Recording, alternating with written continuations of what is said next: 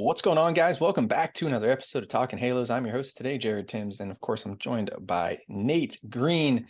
As always, Nate, I think we're going to forget about you. We have a special guest of the show, newly added to the Angels 40-man roster. Current, I'd have to say, Rocket City Trash Panda, Kolton Ingram. How you doing, man? Pretty good. How are you guys? Not doing too bad. Thanks for jumping on and talking with us, and hopefully you can shed a little bit of light on who Kolton Ingram is, because I have a weird feeling that not too many people know about you or didn't even know who you were until getting added to the 40 man. So I'm excited to talk to you and learn who Kolton Ingram is. So Nate, I didn't forget about you, man. How you doing? I'm doing good. Excited to get another lefty on the show. Always got to outrank the righties. So Lefty Nation. So sweet. Yeah. As always, we like to start off the guest of the show with some rapid fire, just kind of put you on the spot here a little bit, Kolton. So, best baseball movie? I'm a Sandlot guy. Love it. Can't go wrong with that one, of course. You got any pregame rituals, superstitions, anything like that? I probably spend about 15 minutes listening to music and stuff, and just kind of taking some time by myself before the game starts. Not really a very serious guy before the game, so I don't really lock in too much. But Lefty relievers, I guess, huh? Nate, I guess. Everybody's got something different. That's good. That's good to hear. Don't step on the line or anything like that. Rawlings, Wilson, or do you use something else? Rawlings. I love Rawlings. Nice. Yeah. Love it. Absolutely love it. That's pitcher's glove for sure. Favorite flavor seed? Those new Taki seeds are unbelievable. Spice. They're addicting. Yeah, they're addicting. I'm a little different. I mean, I think we say this every single time, but I like the salty caramel. I'm a sweet guy. I like that. I think Nate's barbecue, like always. Yeah, barbecue. So it's good. I don't think I've ever had the salty caramel. Ooh, those are money. They get a little bit addicting. I'd always go two packs during a 4-game set, and it's a bad habit to get into for me. So, but Taki ones, those are interesting. I got to give those a try for sure. Who is your major league comp? Who would you compare yourself to? Oh man. I don't know. I don't throw as hard as he does, but I would probably say Josh Hader, just from arm angle and kind of the fastball slider split. I wish I threw that hard, but that's probably what I'd say right now. Yeah, I like it. I do. Did you look up somebody growing up? Pitching? Yeah, I grew up a big Braves fan. And honestly, I was a big John Smoltz fan. Everybody would assume Tom Glavine, but I was a big Smoltz guy. That's good. I mean, you can't go wrong with any of those pitchers during that era. So you definitely, not at all. Yeah, absolutely, definitely had some good guys to look up to. And then who are you most excited to face in the major leagues?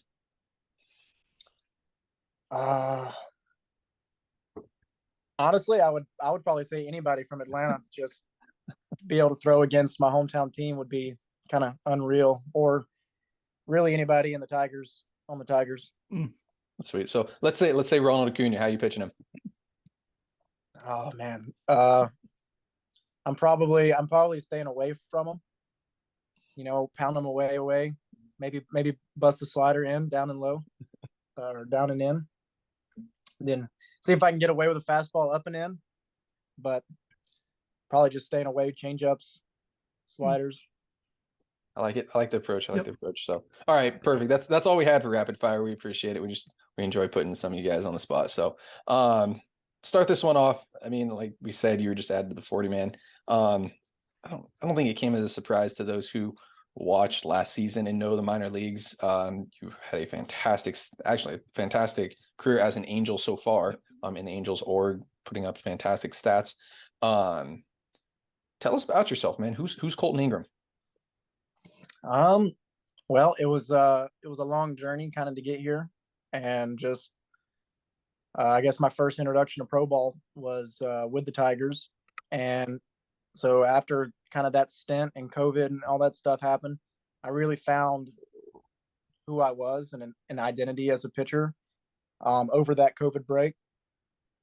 So yeah, I just brought that into into the Angel system, and it was really cool because there was a lot of coordinators and coaches who, really liked the way that I pitched, or, and I felt valued. And I can't tell you how much of a game changer that is to go from somewhere where you're not as valued to somewhere where you're really valued.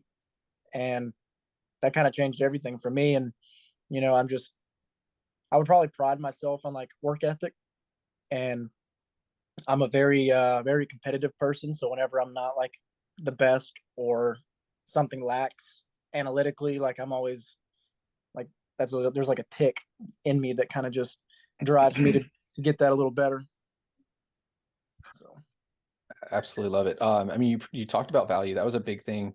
This postseason, it felt like you look at guys like Christian Javier and Framber Valdez in particular, not signed for a lot of money coming out of internationally, but making big impacts. I mean, Framber is one of the best pitchers in baseball, and Christian Javier played a huge factor in the Astros winning the postseason. So it's really, really good to hear the Angels are taking value in all their players, not just the guys, those first rounders, second rounders that they're paying big money to. So just because you never know how guys are going to produce. I mean, sometimes it takes a little longer. We saw it. Taylor Ward's a perfect example on the Angels. I mean, he's 27, 28 years old now, and he's just now, breaking out. So it's really good to see the Angels valuing everybody, and not just, like I said, those higher payers, high value guys that, picked in the first round, or that are given a lot of money internationally. So fantastic to hear that right off the bat. So let's talk 40 man. We already mentioned it. The news is already out there to everybody. You've been added to the 40 man. First off, I mean, tell us what that feeling was like. Was there a call? Did Perry talk with you? Was it from Phil? Was it, just you kind of knew, you had a hunch coming into it? Well, it was something that has been up in the air since, I guess, the end of the season. Just with me being a free agent every year, I didn't really know how that worked. So me and my agent were kind of back and forth on, how the 40 man Rule 5 situation worked. And so I knew there was a chance, but I didn't really, put too much into it, too much thought. It didn't get to about maybe last week where I kind of started.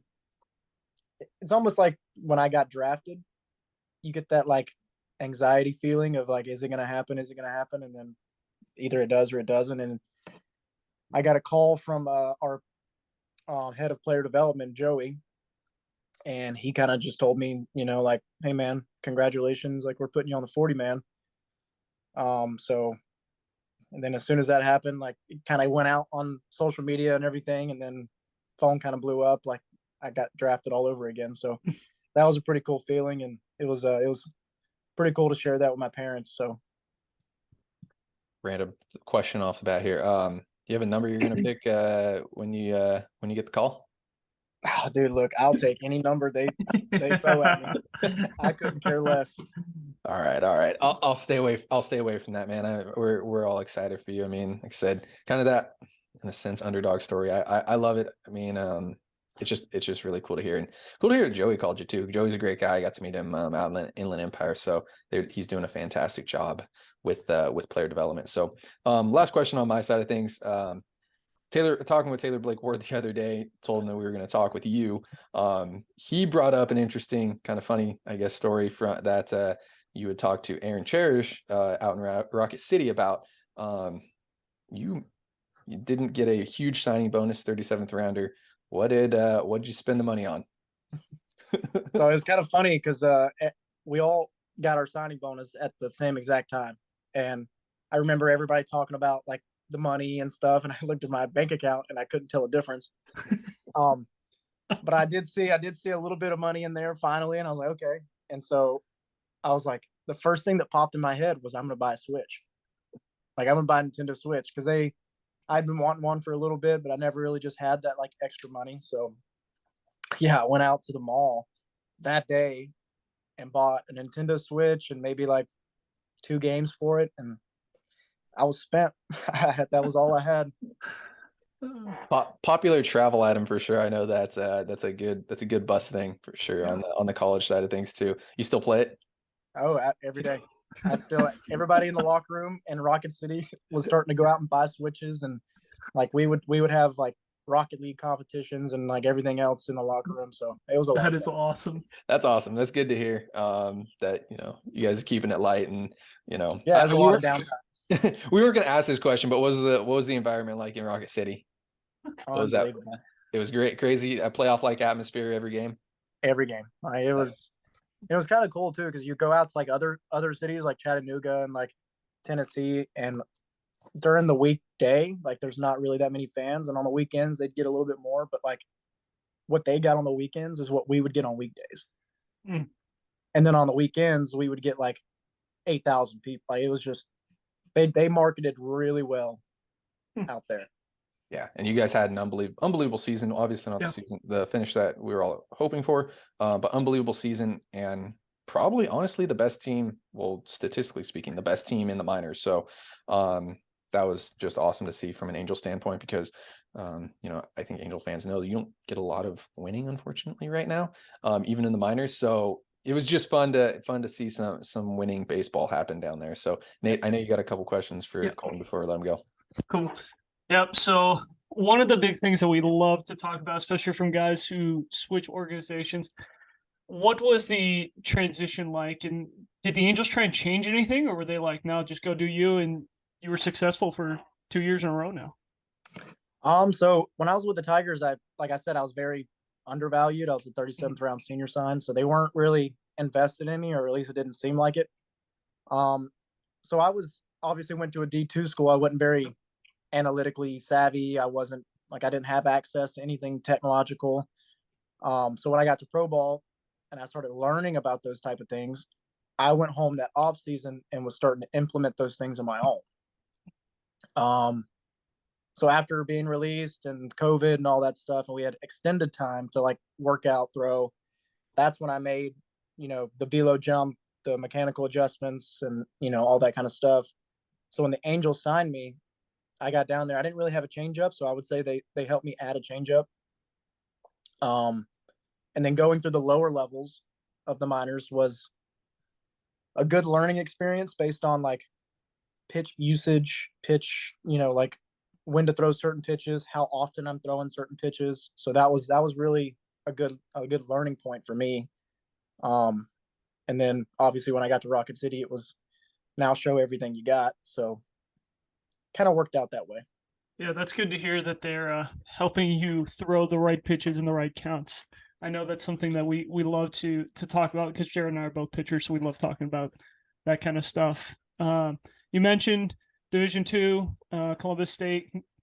You guys made it all the way to the national championship game. You pitched the the elimination game to get to the championship game. Is that correct?